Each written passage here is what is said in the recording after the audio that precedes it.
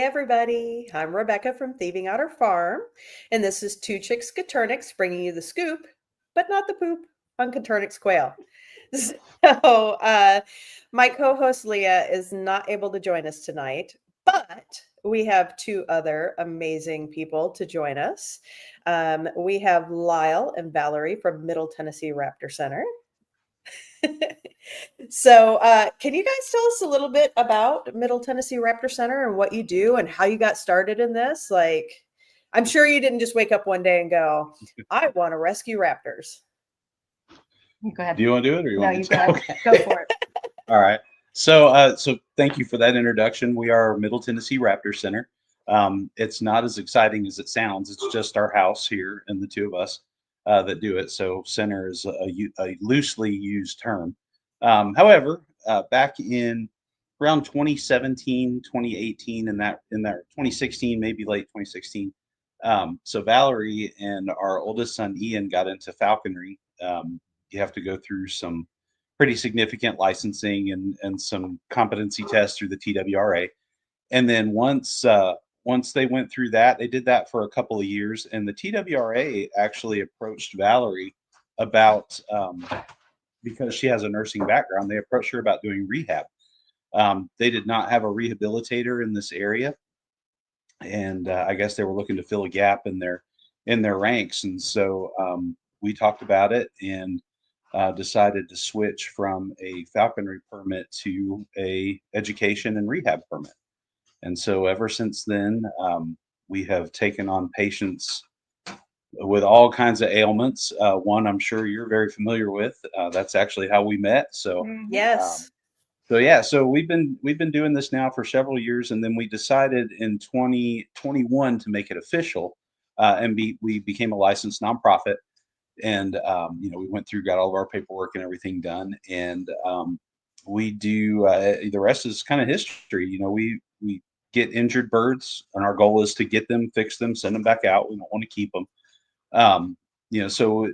And then we go around and do education programs, and we do anywhere from say 60 to 80 programs a year, where we take our birds and travel with them to schools, civic groups, scout groups, camps, that sort of thing. And teach people about raptors and try and hopefully through some of our education outreach limit the number of injured patients that we get, because people are more aware of the things that can injure and harm them, and maybe they won't get injured and harmed, and we won't see them as often. Well, hopefully we can do some, I cannot talk tonight. Hopefully we can do some education tonight as well. So for those who may not be familiar with the term raptor and are thinking like Jurassic Park, what kind of birds do you guys take care of? Because I'm assuming it's not velociraptors. Well, Lyle would like that. They are. That one owl that I sent you. I know. You'll have a hard time convincing me that these birds are not the descendants of real velociraptors. There's so many similarities, and I know the movies, portray them in a certain way, and everybody has this idea of what they are in the films. But I really, personally, I believe that these are the descendants of dinosaurs, no doubt. And even though it's not a raptor, I mean, I have read and heard more than once that chickens are the closest related animal to a T-Rex than anything else we have. Good Lord. So, I don't know where chickens. Yeah. I don't know where chickens and quail fall in a relationship spectrum as far as their species, but quail could be a mini T-Rex. Who knows? We Who take care of. knows? So raptors for us is falcons, hawks, owls, osprey, vultures. Yeah, we're working on our licensure for eagles. So Wow, that's really great. Yeah. Yeah. Oh, very cool. Chompies. Sorry, my Chihuahua has decided that he needs to sound the alarm. Well, okay, so for those of you who are used to watching our show, we like to start off with story time. And I have a story today that is very relevant to our topic. So our topic tonight is predators. And I'll be honest, I don't really like the term predators. I use it because that's what people use and what they know, but I like to say wildlife because predators tends to, I don't know, kind of has this connotation that they're like Evil. evil, seeking out your birds and stuff. But I have this little story, and it's kind of cool. So when we first got our property, we've got just under 6 acres here. So it's not a huge property, but we have a wooded area that we like to keep wild. And I like to go down to the creek and poke around, and just sometimes it just helps me decompress. And I'm standing down there, and all of a sudden I heard this rustling in the leaves. And I've spent enough time in the woods to know that when you hear something coming in the leaves, you hold still and look around slowly and see what's coming. It could be something really cool. And I see this wild canine heading right towards me. And it's really big. Did I mention it's heading right towards me? And I mean, he just didn't appear to see me. And was just kind of at a trot, just coming through the woods straight at me. And I'm like, okay, at what point do I like wave my arms and look big? And he got about 15 feet away, and he just turned. I mean, he didn't see me. I was completely still, and the wind wasn't blowing in his direction, so he didn't catch my scent. And he just turned and he trotted away. And I was like, wow, what was that? Because I've been in the wild enough to know what a coyote looks like. Yeah. And it wasn't a coyote. So that put me on this mission of going, what is this? What is this thing? Because it wasn't somebody's pet. It's very obvious it was a wild animal. And so that became my obsession with trail cameras. And so I'm going to play a little clip here real quick. And I captured him. I managed to get an image of this guy here. And I did not put food out. This was actually at a fox den. And you can see this creature here. I named him Lefty because the tip of his left ear was gone. Cross between a coyote. Yeah, you might have a coy dog there, which Hybrid. is a half coyote, half dog hybrid. Well, you guys have known me long enough to know that I don't do anything halfway. So here's what I did. Did you bring him? Let home. He's in my backyard. So no, what I did was I went to the store and I got a fiber doormat, and I put coyote lure on it, and I set it out in front of a trail camera. And I watched until Lefty rolled on that mat and got his hair stuck in it. Oh, wow. And then I sent it off for DNA testing. And I didn't That just is send awesome. I didn't just send it to, like Embark dog DNA testing. I actually had a trail camming friend, because by then I was like major trail cammer. Yeah. I had a trail camming friend who worked for a university studying wolves and other canines. And so I sent the hair off for DNA testing, and he's actually 47% wolf. And it was a mix. I was right. Yes, he was, and the other percentage was coyote. Yeah. And it was a mix of gray wolf, red wolf, and eastern wolf. Is that right? Eastern. I don't know. It was 3 wolves. It's been a while. And so that got me, that whole experience got me, kind of watching what was out there. And I learned that there was a lot out there. So that was when I found out that we had otters. Mm-hmm. And these otters like to steal fish from our pond, which is where we got the name Thieving Otter Farm. I wondered that. Yes. So we had thieving otters, and you know what? That pond used to be completely full of fish, like full. And it's not anymore, but it's okay because we have otters, and we'll just, we'll buy more fish. It's okay. The other cool thing, again, playing around with trail cameras and stuff, we found out that we had foxes in our area, and they moved into our shop. And they actually, there was a hole in the dirt floor of one of our shops, and it was usually home to Kevin, and Kevin is a groundhog.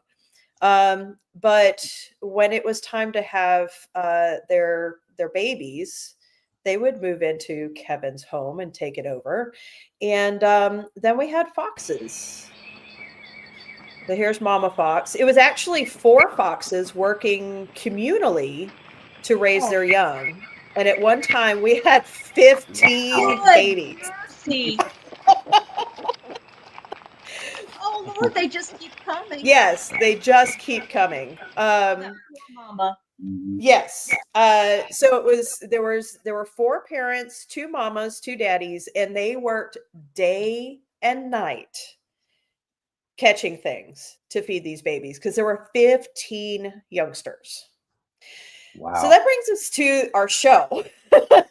Like, why, why is predation so prevalent in the spring? In the spring, you're seeing in the groups, the chicken groups, the quail groups, everything. Oh no, a fox ate this, a coyote got that, and the raccoons this. And that last video is exactly why they're having babies. They're desperate.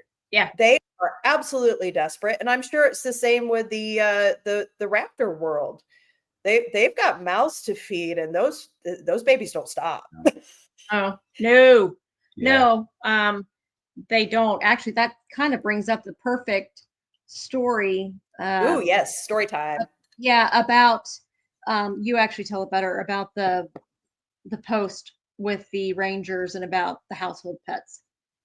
Oh, yeah. So I had recorded a video about 3 weeks ago. Maybe Valerie had sent me a meme that floats around on Facebook this time of year, and I see it every year, and I've never really responded much to it, but I've seen a couple people share it, and it says something along the lines of park rangers and veterinarians are warning pet owners to make sure you watch your pets in the backyard because hawks are coming down and owls are coming down and taking your pets away.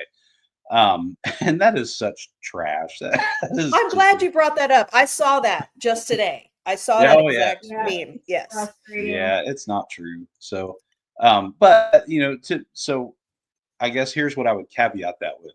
And we tell people this in our education programs too, is that now it's different, obviously, with quail or small game, especially small game birds like that. They're unfortunately because of their size and they're very tasty. They're an easy target. They're an easy target. Yes. So predators are going to go after them because they don't fight back.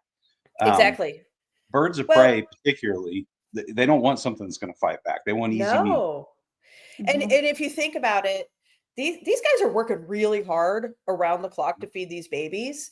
They are not going to want to expend any more energy than they Exactly. have to get Exactly. food for these babies.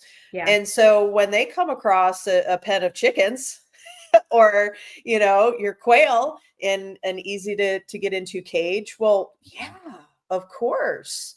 Yeah, You and kind of know? a simple way to look at it too is that birds, and this may be true with quail. I'm not as familiar with how their physiology works, but with birds of prey, they're energy based. And so if you Mhm, think about a mama red-tailed hawk, for Mhm. example, has 3 to 4 eggs in a clutch. Um, if she's going out and hunting and feeding 3 to 4 mouths, she's expending energy in her efforts mhm. to hunt. And then she's coming back. She's making sure the babies are taken care of. She may be fending off predators, trying to get to the babies, and so on. So she's burning all of this energy. And if she's not catching anything to replenish her own energy, That's she mhm. she will kill herself to make Yep. sure those babies live. Yeah. So when you see them out actively hunting, they either have young or they're really hungry. Mhm. Other than that, they sit around just like we do on the couch. So because they Yeah, don't want to conserve expend any energy. energy that Yeah. they don't have to. So Absolutely. And that's what I see here. Um, because we do have trail cameras up everywhere and we see lots of coyotes. Unfortunately, we ended up not seeing Lefty after deer season. I think somebody that oh, was hunting may have taken him out. I may be wrong. Maybe he moved on. I'm just going to believe that he moved on to greener pastures. Yeah. But we would watch, and Lefty never came up into the yard. He would trot through the back, but he never came around the poultry. And it was fun to watch him and the other coyotes and the foxes. I mean, literally had foxes in our side yard, um, 100 yards away from our And poultry. they never came after any of your poultry. They did not. But Wow. Okay. let's There's always a but. there's a Yeah. but. We decided that it was important for us to coexist with the wildlife. Yep. Mhm. And so later on in the show, I'm going to be going over some of the ways that we did predator proofing to make sure that we could enjoy our foxes and our poultry. Yep. So that brings us to, a lot of people want to trap and kill, trap or kill predators. And I get it. We're attached to our poultry. We're attached to our fluffy quail and stuff like that. And we want to protect them and make them safe. And sometimes we might resort to killing, thinking that that is the best option. Unfortunately, there's always going to be another predator. 100%. Always, Yep. always. And I learned that with the trail cameras at my house. We actually have a hole in the ground in kind of like a little cliff face. I think it may be a cave because the number of critters that are in there at the same time is pretty astounding. I have seen a family of 7 raccoons. I have seen families of opossums, foxes, groundhogs, mink, weasel, otters. Bobcats come through here, of course, the coyotes and Lefty. Any of those at any time could easily harm my birds. And then if by chance I go through and I wipe all of those out, more will come from someplace else. Right. So, Oh yeah, they're not going away. They're not going away. It would be easier for us to coexist. Not only that, we live in a state that has a very large abundance of wildlife anyway. Yes. So even if you remove one, there's 10 more to take their place. So Absolutely.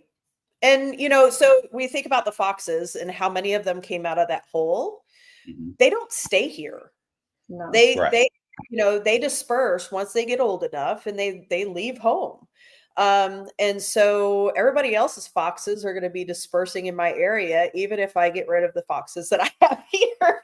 So it's just easier rather than constantly being upset and sad because something happened, to, be proactive. So, what you guys probably know a little better than I do about the laws. We're talking about potentially trapping or killing wildlife. What are the laws about doing that with raptors? okay. You're doing great, babe. All right. Because people think yeah. if you're a farmer that you can protect your livestock. Let's talk about that.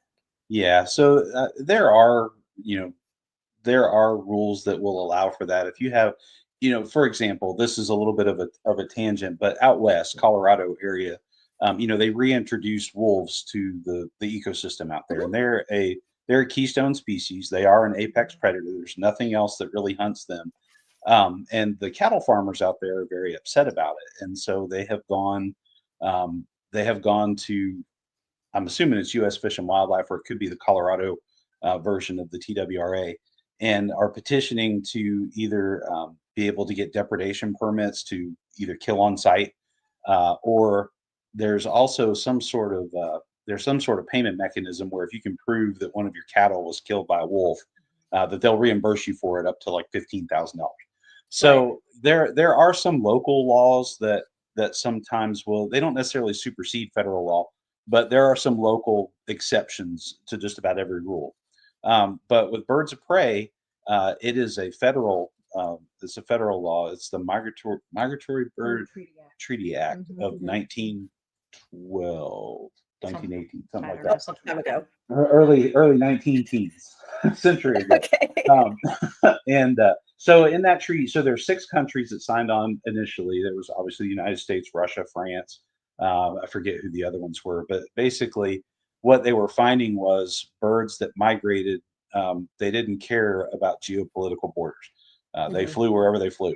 And that happens now. Hummingbirds go down to Mexico. Butterflies go Mhm. down to Mexico. We have tundra peregrines that come down from Canada into the United States. So all these birds cross borders. And so they signed this treaty into law to protect these birds because they don't just belong to one country, they belong to everybody. Mhm. Sure. One of the one exception to that is they did break eagles off into their own category, but all other birds are covered, including songbirds, are covered by that Migratory Bird Treaty Act. And so it is a federal offense to intentionally kill a bird, period, Mhm. not just a raptor. Now, obviously, chickens, quail, that sort of thing, what y'all are raising there, for a food bird or whatever purpose it is Sure. that's a little different. But when you get into wild birds, there's very specific laws and pretty stiff penalties.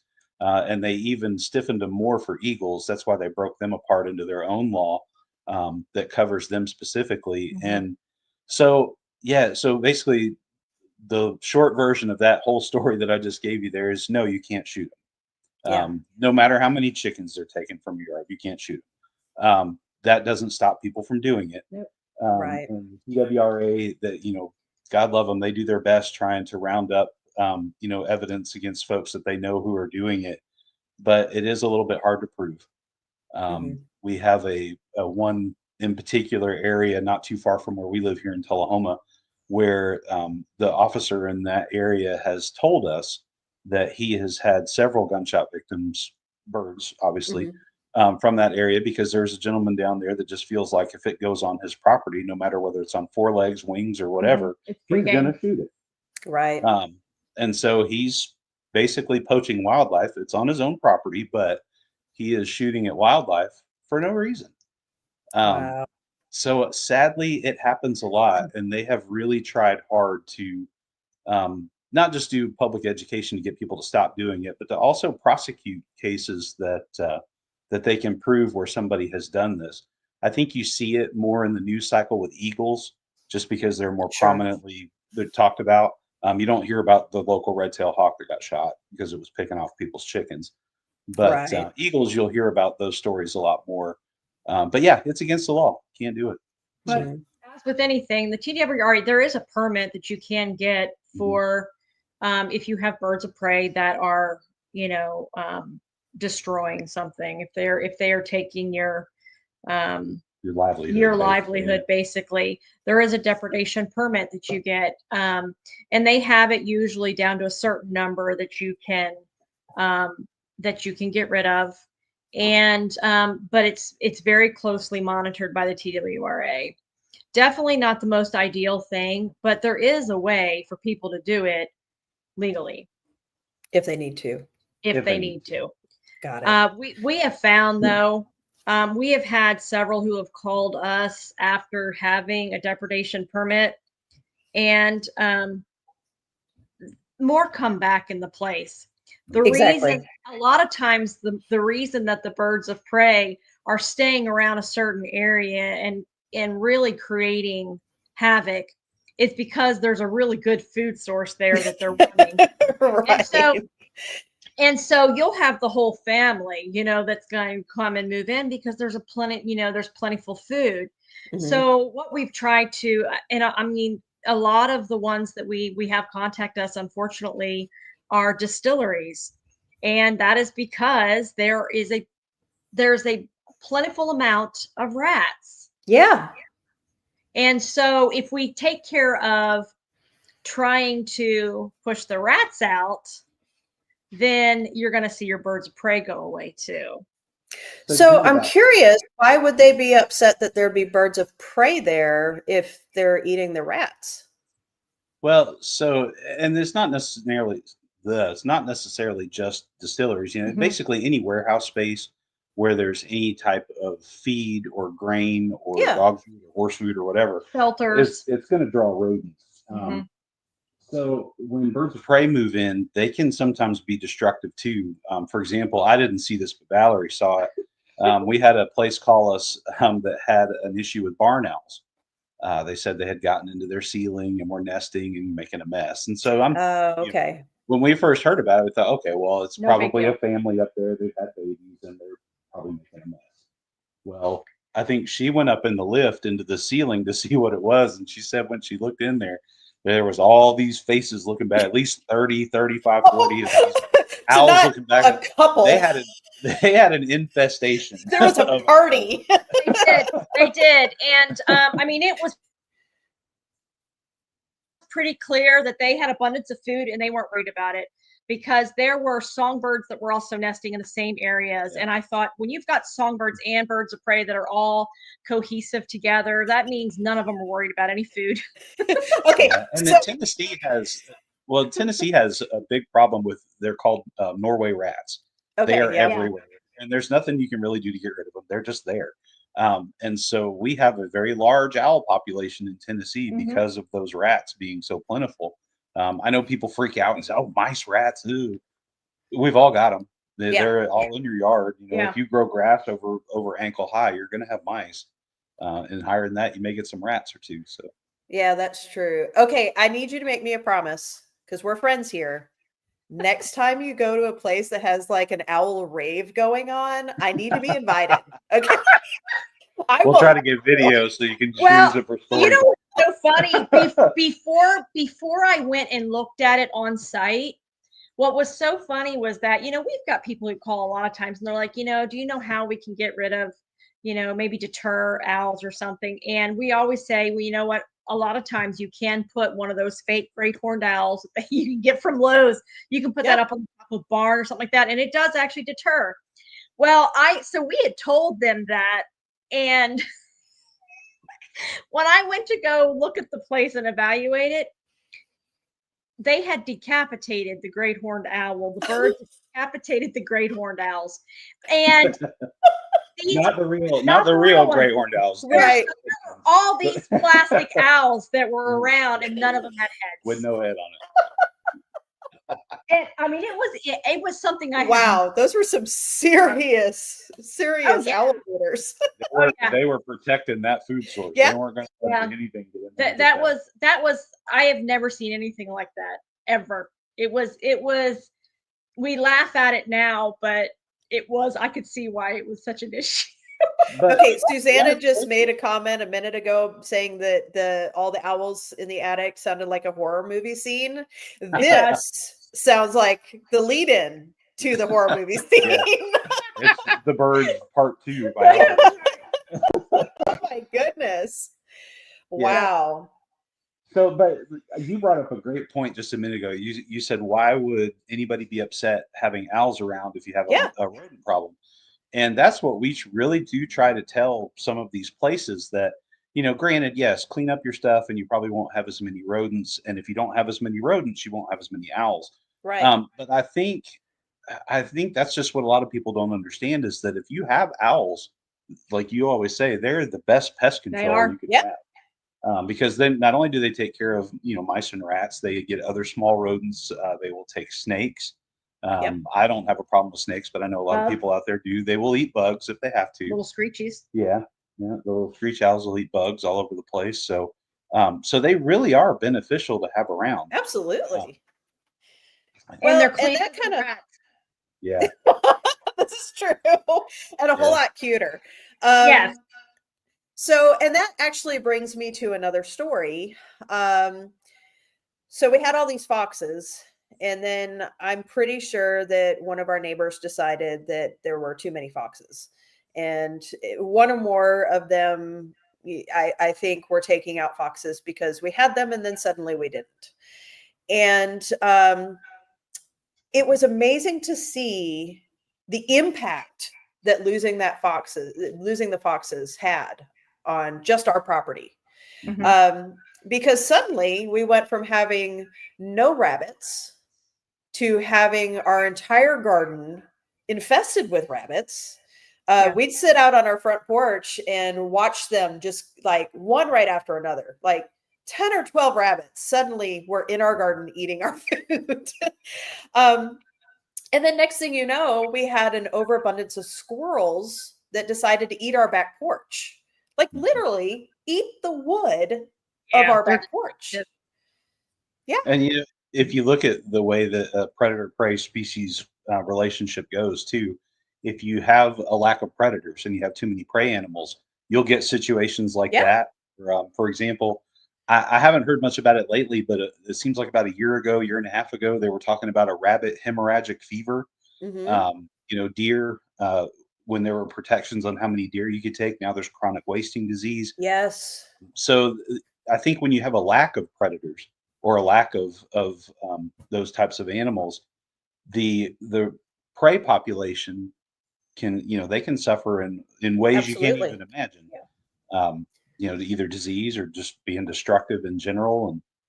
And nobody wants their back porch torn up or their roof full of owls. I mean, Right. some people might want I would like my room full of owls. Okay. Please do not use that as a broad statement. But that's absolutely true. Everything plays a role.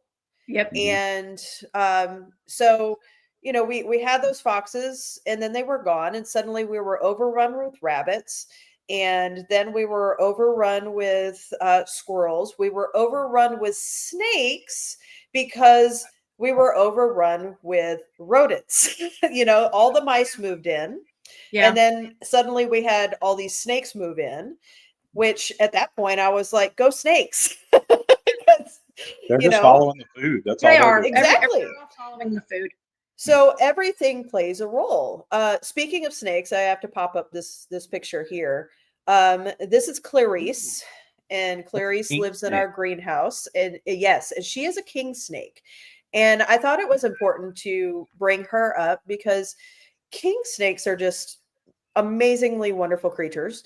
I used to Not only was that, I used to have a king snake for oh, years. I had a king snake. Loved it. I love them. So the cool thing for those of you listening, if you aren't familiar with king snakes, they actually will eat venomous snakes. Mhm. Yes. So you want a king snake. Yeah. And we definitely wanted Clarice because she lived in our greenhouse. And I had stupid little mice that every time my seedlings would, pop up, those mice would go through and eat all of my little seedlings. Yeah. And once Clarice moved in, I no longer had that problem. So we we Yes. we And like they're snakes. they're very mild snakes, very Oh mild yeah. temperament and everything. They're wonderful. Now we also like our rat snakes. Those are Mhm. not mild tempered. No, no, they're not, but they serve their purpose. They do. They do. And anytime we find a rat snake in our quail barn, we relocate them to our chicken coops. And people go, oh my goodness, isn't it? No, they're not going to eat my chickens. There are tons of mice that Yeah, they're going to go and eat. fill up on. Um, and it's so important because you mentioned diseases a second ago. Um, wasn't it just recently? Who was the actor whose wife died of hantavirus? Oh, Gene Hackman. Yeah, Yeah, and that's from rodents. Yeah. Hantavirus is from Yeah. rodents. Yeah. exactly. So it's hard when you have an outdoor environment, or even a quail barn like I have that's enclosed.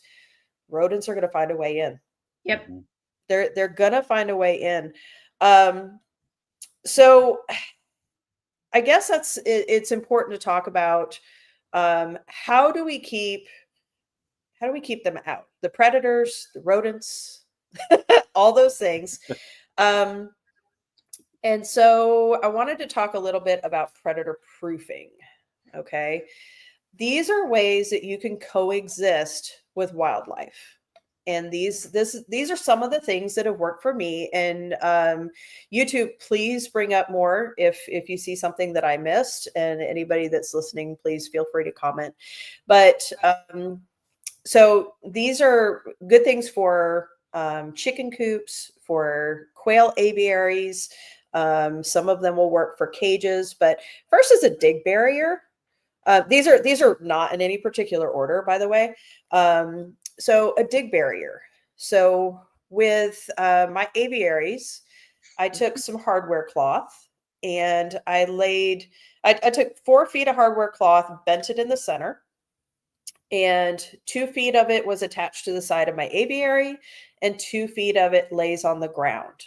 And the grass grows up through it, and you never see it. But if a raccoon or a fox were to try to dig, they're going to hit that wire, and then they can't get in. And like we talked about before, They want an easy meal. Mhm. And if they have to work for it, they're probably going to move on. Okay. So the next one is a visual barrier. And I'm going to pop up this video real quick to talk about a visual barrier. So around our chicken breeding pens, we have tin at the bottom. Mhm. So if that fox goes trotting by, and I'm saying wildlife because you know what? It's not just wildlife. It could be your neighbor's dog, Yep. which Mhm. I've had that happen too. Could be Yeah. your own dog. Or cats. Yeah. Yeah, exactly. Your own dog or cats. But if an animal goes trotting by this chicken coop, they're not going to see the chickens. And again, that helps. It also helps the chickens to not have to see the predator that Yep. is running by and helps them stay nice and calm. Okay. So back to this electric definitely is helpful. Yep. Nobody likes to get shocked. Nope. And it's important to note that not all electric chargers are created equal. Okay.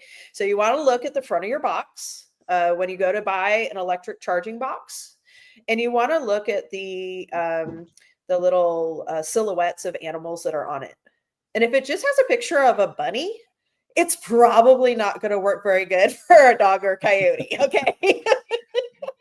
I go big guns, and I go for the one that shows a picture of a bear. Okay. You get the one with the bunny on it, and that's when the fox comes back and says, "Is that all you got?" Yeah. Exactly. So, not too long ago, a friend of ours was talking about a mountain lion, or I'm sorry, it was a Florida panther Mhm. that was getting his poultry, and I was like, electric, electric. And he was like, "Oh, I've been using that," and they just like tear it down and keep on going. I was like, "Oh, how many joules does it have?" And it was rated for like a bunny, and I was like, "Oh no, you got to bump that up." Oh yeah. Oh yeah. Yeah, we're gonna change their heart rhythm. Yeah, we want them to remember this 6 years from now. Okay. So it's important to think about that. And in a picture here, I'm going to show in a second, how you place the electric is important. Okay. Mhm. Also a roof. Okay. If like with our poultry breeder pens here, there's no way in. There's a roof, so nothing's going to climb over, nothing's going to fly in. And it also has hardware cloth. I don't use that chicken wire or anything with big enough spaces that anything can rip it apart or climb in. So, as far as quail, and you're talking about cages, um, you want to like use or make cages that are actually built for outside. So a lot of times people will post very sad faces in the Coturnix group saying, something got in and killed all of my quail. And we ask what kind of setup was it, and they'll say it was a hatching time cage. Well, for you two, hatching time cages are, one, they're made out of plastic, and two, they have really big holes. So anything can get in them, and they're not made for outdoor use. You really have to have them secured in a building or secured in some sort of some people will put like doors and other, like almost like a shed that's open, that you open it up and there's your cages. And you want to cover your egg rollouts. So unfortunately with quail, they can fall prey to animals that we don't think about with chickens, such as snakes and rats. So those two things can get in through the egg rollouts, or even through where you put your feeders if there's a little gap.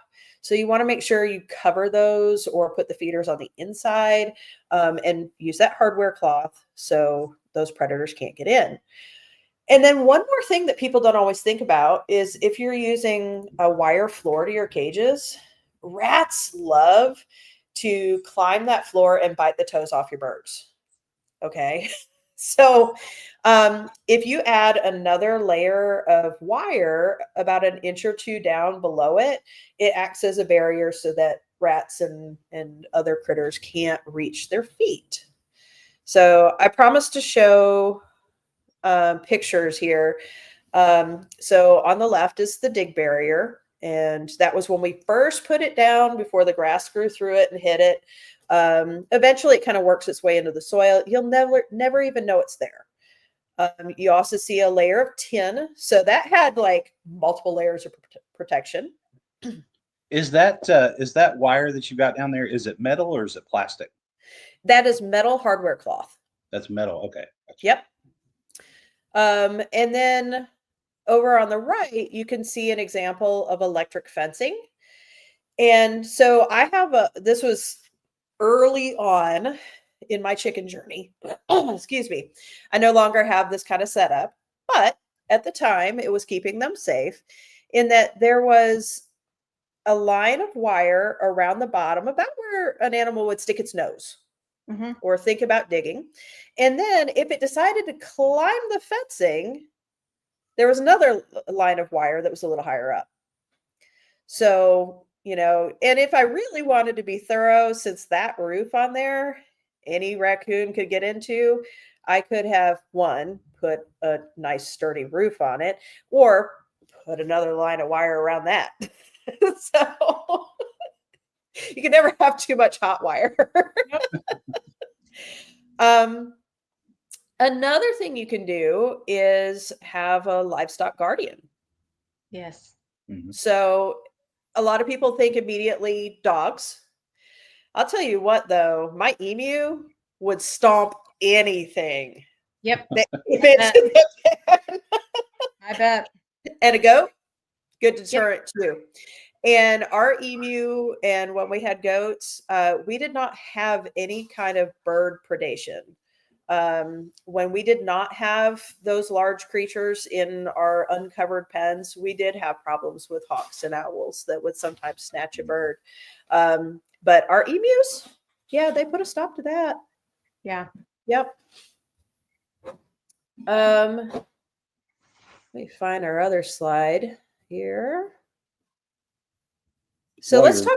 For that, I was going to say we did a couple of bird enclosures because, believe it or not, you have to worry a little bit about predation even on the predators. There was a friend of ours who had a Harris's hawk that was killed by a raccoon overnight. The bird, it likes to roost right up next to kind of where the cage bars are, and the raccoons, they're curious and they got human-like hands, so they would reach through there, and all they knew is that they grabbed a hold of something that they could eat. And so they basically pulled the bird's leg through the bar. Oh, no. Ate the bird's leg off while it was alive, and unfortunately killed the bird. So even predators sometimes get preyed on too. Yeah. So you have to be really careful with that. And when we do our enclosures in the back, we have to take those same things into consideration. Yeah. Yeah. Is there anything that I missed? Anything that you would add to it? The only other thing that we do, and it's a rule for birds of prey, particularly or captive bred birds, is to have a double entry. So that way, when you go in, you can turn around, close the door behind you, then you go into the area where the animal is. I don't know if that's true with game birds and things like that, but just for an escapee, we've got one bird right now that if you open the door and you turn your head, he's going to dart out. So double entries can prevent unwanted escapes and maybe prevent unwanted entry if you had something. It does deter because there's another layer they've got to go through. Yeah. That's pretty smart. So let's talk about ways that we can prevent them from even, wanting to consider having to get shocked by our super bear fence. So managing the environment on your property is really helpful. And you might be able to, give me some insight on the bird, the raptor aspect of it. But here's what I came up with for other things. So underbrush, when you have a lot of underbrush, bushes and just piles of stuff around, you're going to see more rats and mice, snakes, you're going to see a lot of stuff like that. Wood piles. If you just stack the wood up in your side yard, again, that's a very inviting place for rats and mice and snakes and such. And it's not just the rats and mice and snakes. It is those things attract the other things that you may Yes. not want to your yard. So you might go, oh, I'm not worried about mice. Well, you might be when, next thing you know, you have a fox trying to get the mice, and then they go, Yeah. oh, wow, look at these. So, and don't put your cages super close to the woods.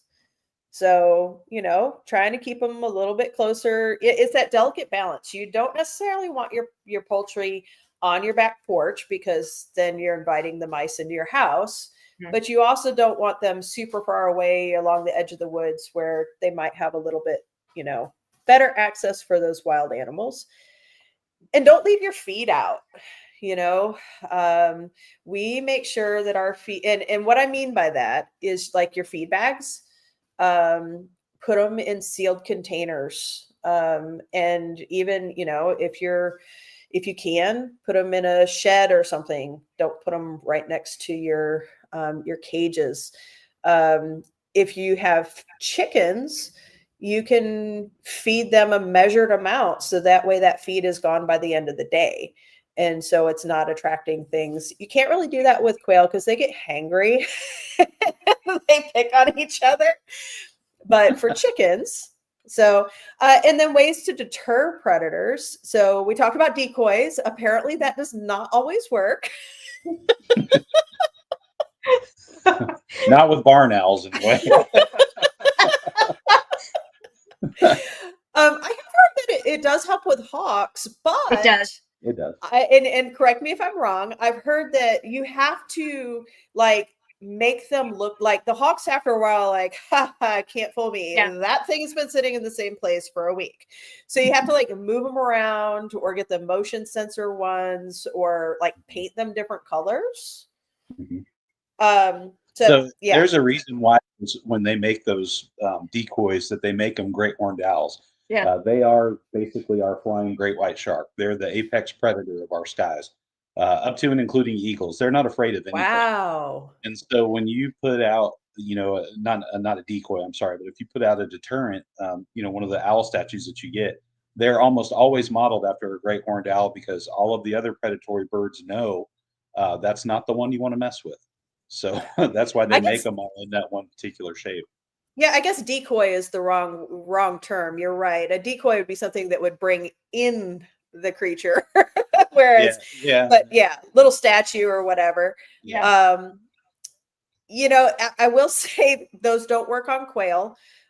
Another reason why we say quail are a domesticated species, and people will say, "Hey, could I release my quail, my Coturnix quail, to live out in my property?"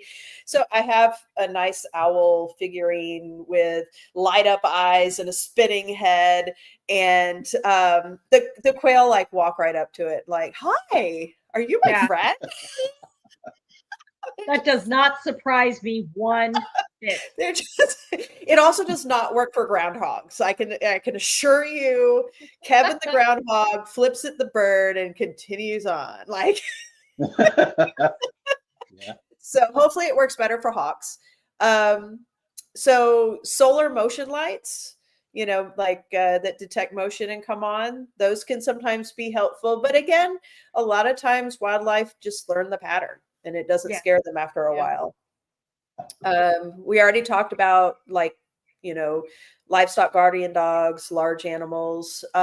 And I will say that some people will say, if you like, walk your dog around so it pees on the trees, and like brush your dog and put the hair out there, it does not work. I own a dog boarding business, and I can't tell you how much dog urine is in my yard. Oh yeah, I think the predators work. see that as a challenge. Exactly. They're over there hiking their leg on it, like, yeah, Yeah. whatever. So, yeah, I just think that there's so many things that we can do to enjoy wildlife and live and coexist, um, and get the best of both worlds. Get to have our poultry and get to have these beautiful creatures at the same time. Yeah. And then not have to have you guys trying to put wings back together and stuff after they've been Yeah. shot. Try to patch them up. One thing too is just so a couple years in a row, we have had one of the local airports has had a breeding set of barn owls. And nobody wants them in an airplane hangar. I get that because they will poop. But a lot of the times too, the birds during their mating season are just there temporarily. They don't typically, once they get their birds up and fledged, they go and leave. So it's typically just a temporary situation. But one thing we also try to tell people is that you have to do your part if you don't want them in there. Mm-hmm. And they're going in there because it's a safe place away from things.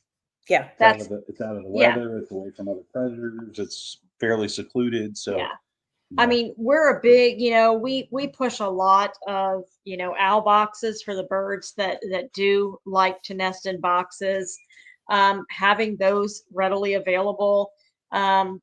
And, even people who have barns honestly, allow the barn owls to be in there and actually do their job. Mm-hmm. They will cut down on your mouse population enormously. There is ways to be able to live together and make it work. Oh yeah. And I can't tell you how much joy I got from watching those baby foxes.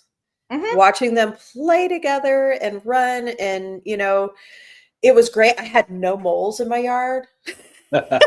Yeah, I bet you didn't. It was wonderful. But that's a good point that I didn't even think about is giving them an alternative place to nest. If you don't want them in your barn, give them another spot and see if they'll go there. That's a really good point. I like that. Getting into you're talking about providing habitat. That's something I usually try to do when I have the opportunity to preach it. Is that if you can go out and put up an owl box or a kestrel box or something like that, do the research on it. Make sure you put it in the right place, face it the right direction, that sort of thing. But there's other things too. I encourage people to put up bat boxes. Yes. If you have a bug issue going on or you've got water nearby, if you're able to put up a bat box, there's specific heights and sizes and things that you should meet to put up an effective one. But platform nesters, if you can stick a platform up in a tree high enough, you'll get your so most of your hawks and things like that will nest on a platform. There's a couple owls that will do it too. But most of the owls like boxes, small spaces they can get into that they're safe. They almost like a birdhouse. People will put up bluebird houses around their house. Putting up an owl box is just a bigger bluebird house. Yeah, that's awesome. We suggest that you don't put them next to your songbird feeder. We had somebody come up to us we had somebody come to us up to us at a program one time and said, you told me to put up this owl box or whatever, and I did, and now it's killing all of my songbirds. And I'm like, well, where did you put it? Well, they put it in the tree right next to the dang songbird feeders. So just know that you have to set them up for success too. It's like setting up camp next to the buffet. It's just that's how it goes. Yeah. So well, we did a program earlier this week for a group, and a gentleman came up to me afterwards and asked me a question I have never been asked before. I've heard how do I stop hawks from getting my chickens and that sort of thing, but this guy asked me, how do I get the eagles to stop taking the fish out of my pond? And I was like, dude, if you figure that out, you could bottle it and sell it, because there's no way you're going to keep them out of your pond. That's like with the otters. You know what? I'll buy more fish. It's pretty awesome. I would be overjoyed if I had an eagle.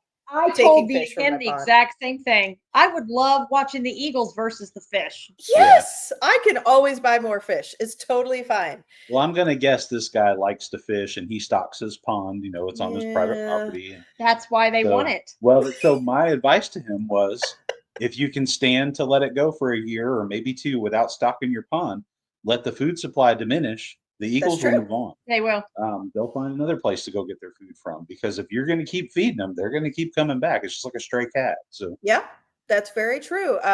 Once the otters depleted the fish in my pond, they haven't bothered coming back. So I'm sure at some point they're going to check again. They're going to see that, there was still fish. There were fry that have grown back up, and it's fine. It restocked itself, but for me, it's worth it. One last point that I want to make that I kind of skipped over earlier, and then I see that we have a couple of comments that I want to get to, and then I'll let you guys get to your evening. But one thing I didn't mention was another reason to try to coexist and not trap or kill is that, in the spring, when this is most prevalent of, wildlife going after our birds, we talked about them feeding babies. If we trap or kill those parents, those babies are going to, they're going to starve to death. And that's a really horrible death. So I'm just going to go ahead and put these guys back on so we can see how cute these little foxes are. To just like, if we were to take out that mama, all these babies would slowly starve to death. Yeah. And I can't bear the thought of that. So it's like I said, it was too much fun having them around. So yeah, we had a barn owl in Fayetteville that we got a call about that had gotten into rat poison. The owl was very sick. But the lady who called us, she had it was an old hollowed out, tree stump in her yard. It was probably about 20 foot tall, hollow in the top, had some holes through the side. And this barn owl family lived in that tree. When, we got the owl, his name was Jamie. When we got Jamie, we shockingly were able to help him get back to where he could be released. Rat poison's a very hard thing for birds of prey to come back from. Once they're poisoned, it's very, very difficult to rehab them.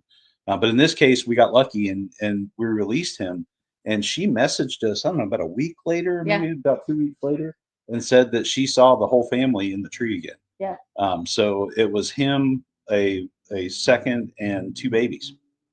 And so while we had him, the mama was taking care of both of those babies by herself. Wow. And so, like I said earlier about burning energy, if she's out hunting for those babies, and she's not taking care of herself, eventually she's going to run herself down too. So that one, rat bait that was put out that poor Jamie got a hold of could have killed that whole family. Yeah. So we always promote too, if you do have to put out poisons or anything like that, if you have a rodent issue with your chickens or hen houses or whatever, use the one that is not the anticoagulant. There's another one that's a dehydrator as opposed to anticoagulant. So it's not great, and you really don't want your owls or your hawks to get it. But if they do, it's not fatal, like a anticoagulant would be. So take a look at what, if you have to put down poison, take a look at what the poison does to the animal that's targeted, and make sure that it's safe for secondary predators.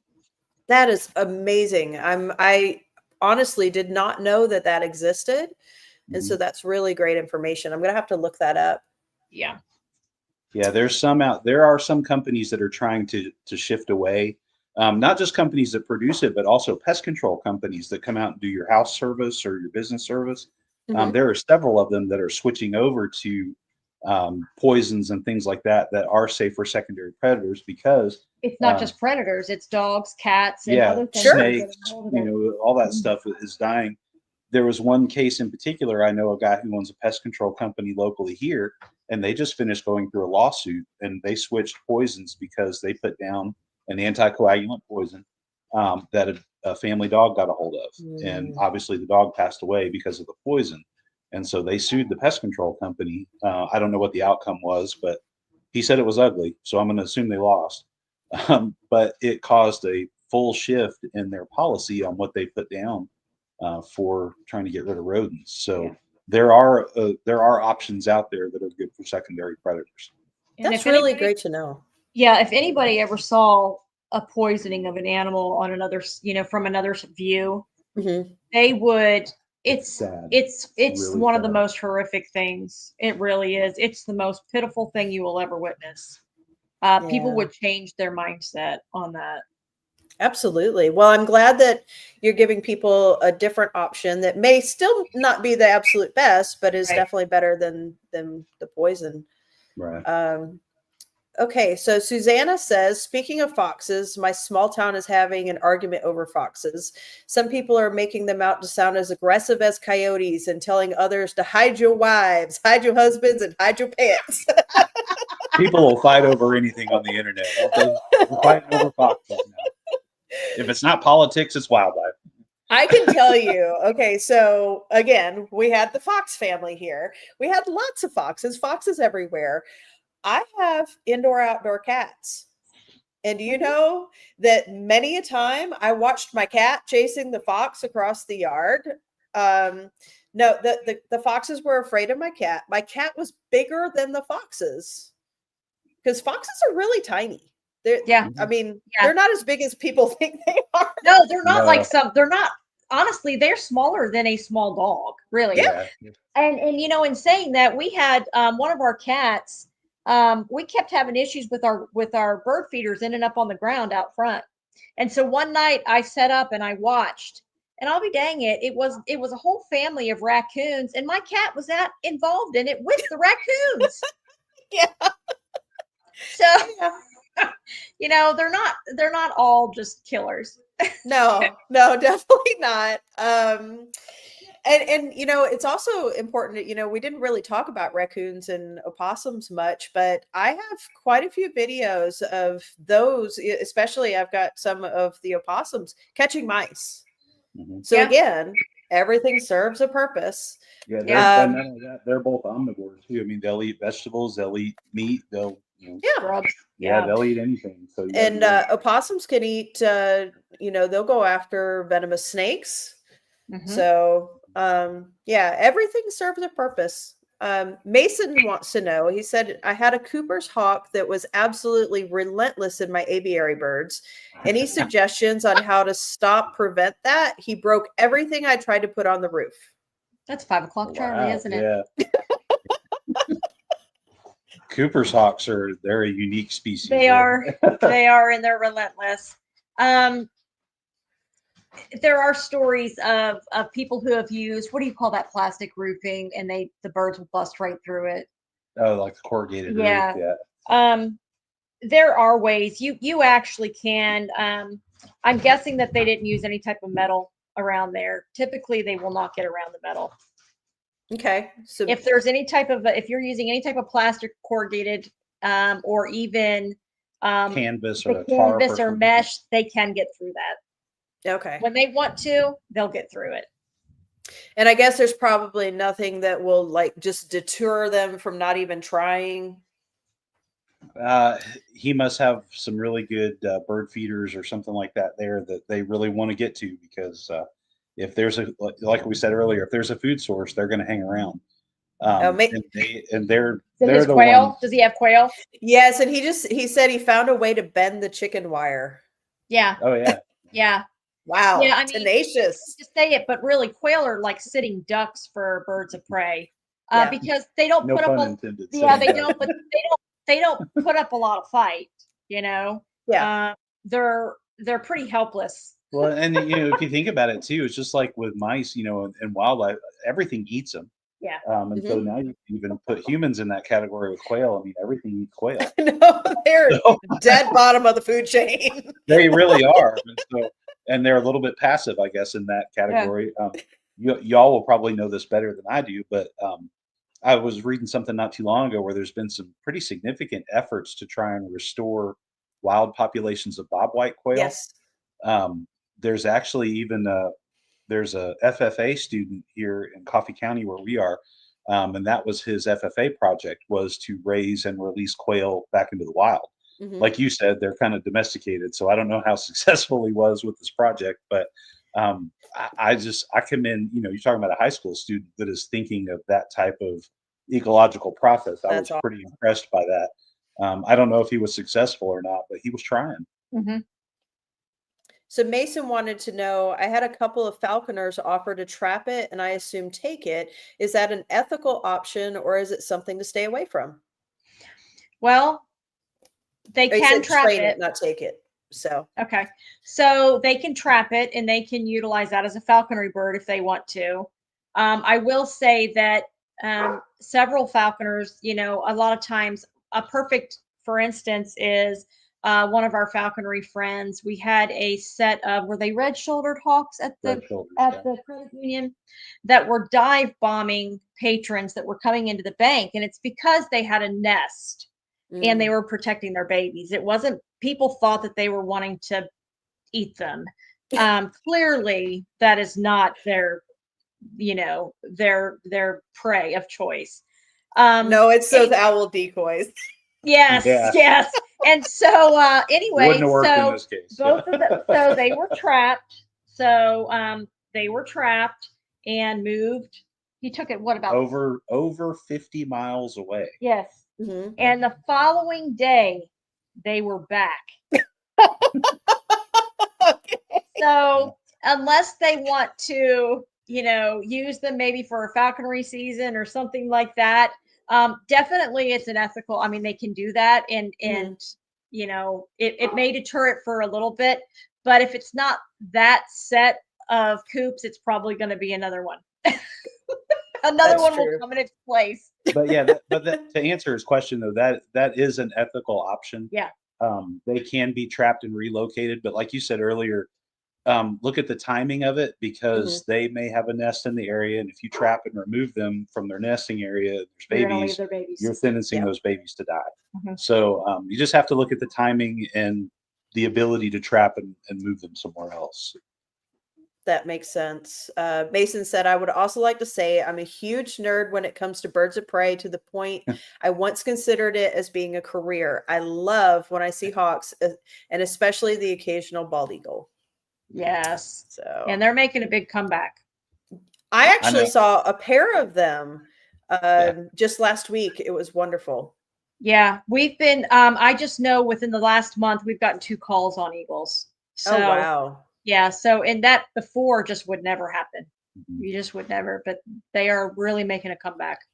That's wonderful. Yeah, and if you have a body of water nearby, you're going to have eagles. Mhm. That's their nesting habitat is somewhere near an open space where they can hunt land, water, and they're scavengers, so they're looking for carrion too.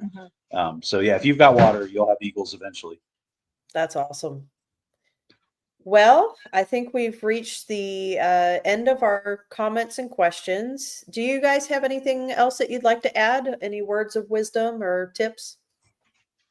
Not that I can think of. No, well, I guess one of the things that I would like to say is we really appreciate Yeah. this opportunity to come on and talk to the folks that you have out there about this.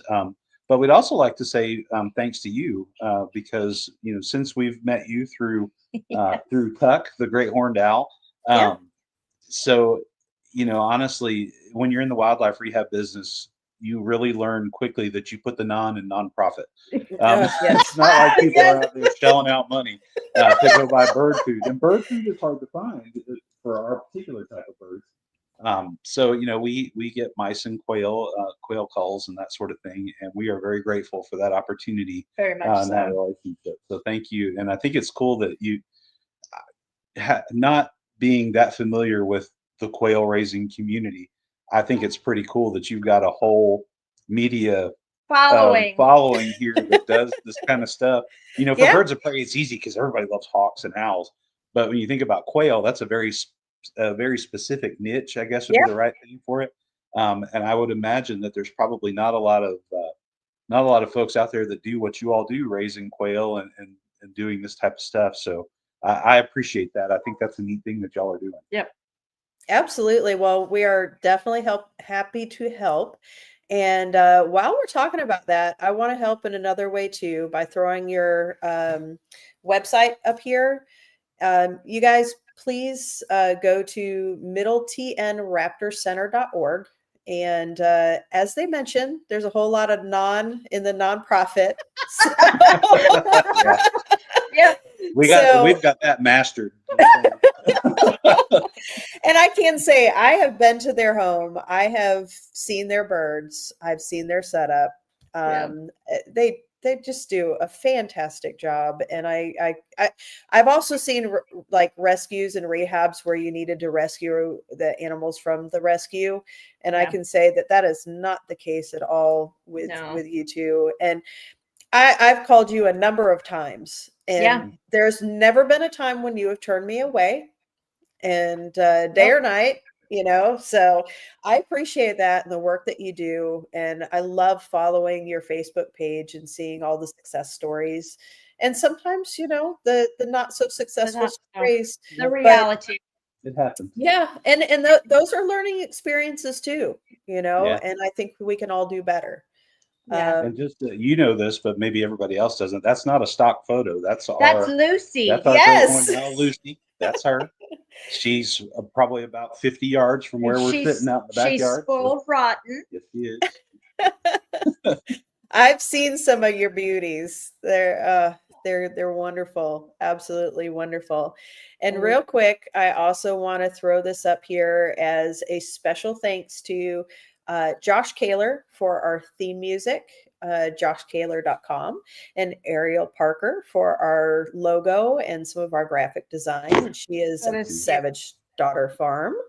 So, yes, we just appreciate everybody and hope you have a wonderful night. Thank you. Thank you. Bye.